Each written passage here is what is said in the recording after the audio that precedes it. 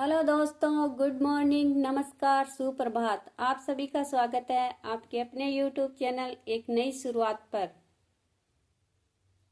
आज का हमारा टॉपिक रहेगा आचार्य रामचंद्र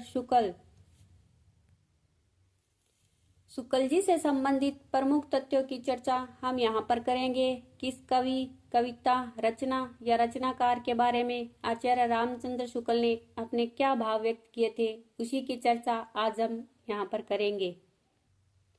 तो चलिए शुरुआत करते हैं। सबसे पहले देखिए, द्विवेदी युग के किस कवि को छायावाद का प्रवर्तक आचार्य रामचंद्र शुक्ल ने माना है?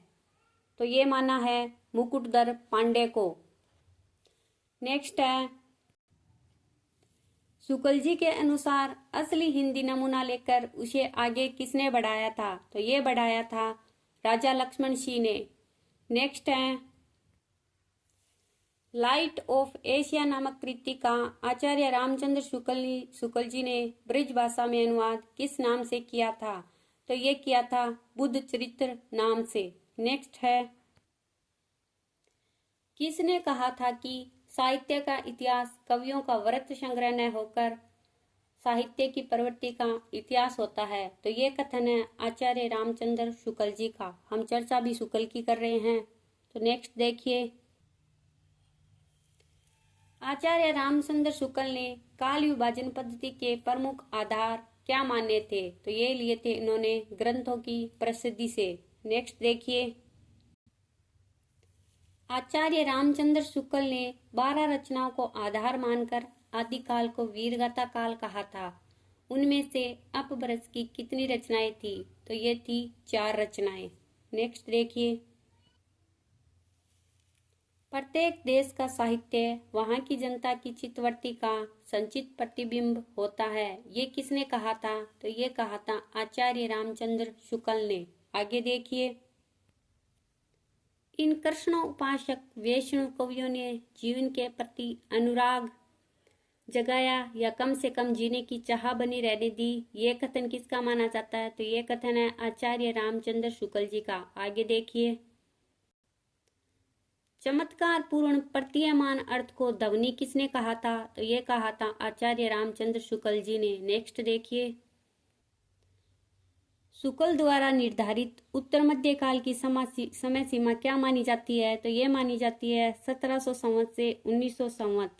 नेक्स्ट देखिए, खुसरो का लक्ष्य जनता का मनोरंजन करना था।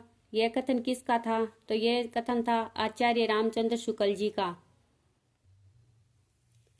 कवियों के काल आदि के निर्णय में यह ग्रंथ बड़ा ही उपयोगी है। यह कथन किसका है? वह किस पुस्तक के प्रति कहा गया है? तो यह कथन तो है आचार्य रामचंद्र शुक्ल जी का, तथा जिस पुस्तक की बात हो रही है वह कालिदास हजारा की पुस्तक है। आगे देखिए, तुलसीदास जी को अनुप्रासों का बादशाह किसने कहा था? तो यह भी कहा था आचार्य रामचंद्र शुक्ल जी ने। आगे देखिए, रामचंद्र शुक्ल जी ने काव्य के बारे में क्या कहा है कि सत्वेद्रिक या हृदय की मुक्तावस्था के लिए किया हुआ शब्द विधान ही काव्य है। तो ये बात भी कही है आचार्य रामचंद्र शुक्ल ने। घनानंद को विरह वर्णन की मौनवदी प्रकार किसने कहा है? तो ये भी कहा है आचार्य रामचंद्र शुक्ल ने। आगे देखिए, संत कबीर जी के बारे में क्या कहा गया है कि कबीर में जो रहस्यवाद है वह सर्वत्र एवं भावुक रहस्यवाद नहीं है। कबीर के बारे में यह कथन किसका है? तो यह कथन है आचार्य रामचंद्र शुक्ल जी का।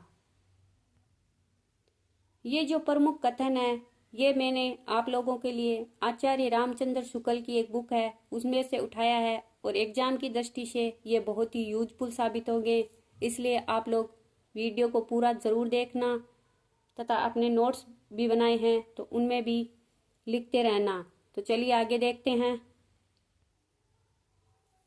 देखिए, यदि पृथ्वीराज रासो वीर गाथा है और पद्मावत प्रेम गाथा है तो मानस का हंस मानव गाथा है। यह कथन रामचरितमानस के लिए किसने कहा था? ये कहा था आचार्य रामचंद्र शुक्ल जी ने।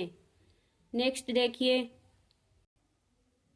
यदि पद्य कवियों की कसौटी है तो निबंध गद्य की कसौटी है। ये कथन किसका है? तो ये कथन भी है आचार्य रामचंद्र शुक्ल जी का। आगे देखिए, भाषा शैली की दृष्टि से कलात्मक निबंध का जन्मदाता किसे माना जाता है? तो ये माना जाता है आचार्य रामचंद्र शुक्ल जी को। आगे देखिए, किसने छायावाद को अभिव्यंजना का विलायती संस्करण कहा है? तो ये कहा है आचार्य रामचंद्र शुक्ल ने।